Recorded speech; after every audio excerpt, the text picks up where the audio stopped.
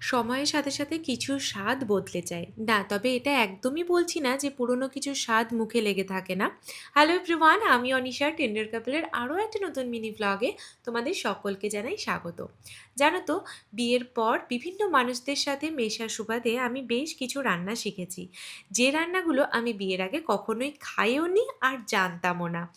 আর তোমরা তো জানোই, এই ছুটির দিন ছাড়া আমার এসব খুঁটিনাটি রান্না করার সময় হয় না। আর সবচেয়ে বড় ব্যাপার কি জানো, টিফিন বক্সে বসে এই খাবারগুলো খেলে সেই স্বাদটা উপলব্ধি করা যায় না।